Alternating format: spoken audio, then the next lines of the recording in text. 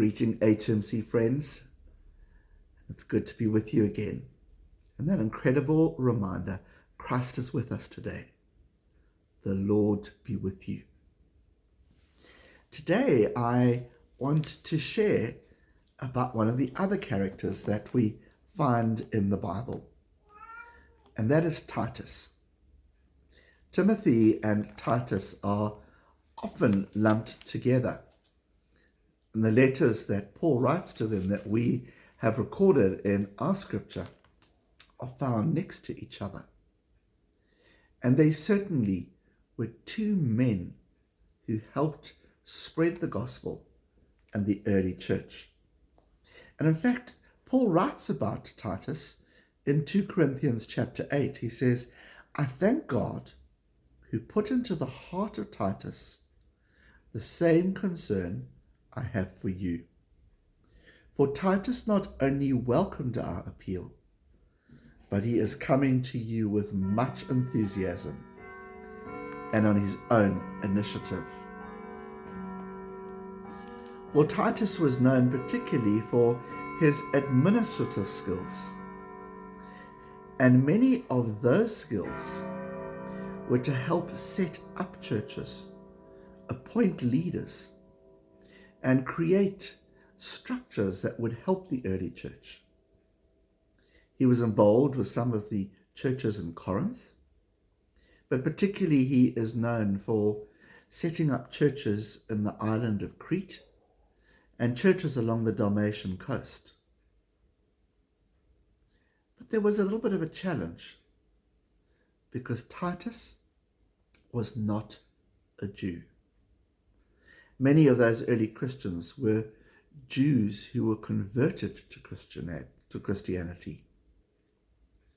But Titus did not have a Jewish background. He was a Gentile. And so for many of those early Christians, Titus would have brought some of the challenges, like what do we eat? He would not have eaten kosher. And we know some of those challenges that we saw Peter bring to the early church about the release of what you ate. But Titus had something else. He was not circumcised. We know that Paul ensured that Timothy had to be circumcised, but Titus did not.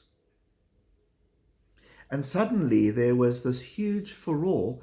Did Titus actually belong to Jesus, or didn't he? Because of this fact.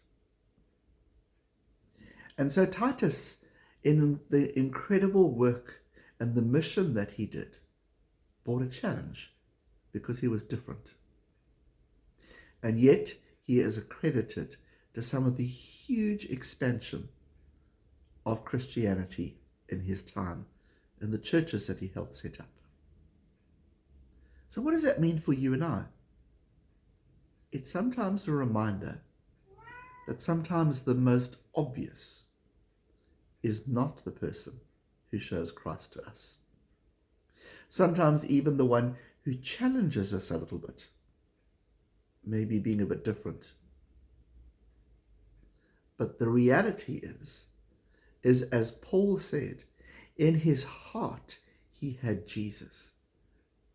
And that in his heart created the enthusiasm and the drive that created him to be a missionary.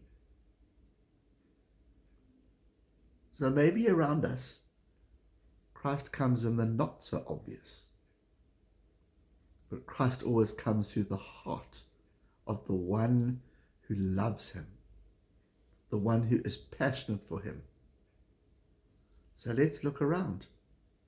There might be someone giving us a message or an example of Christ from whom we would least expect. And so may God bless you and take care.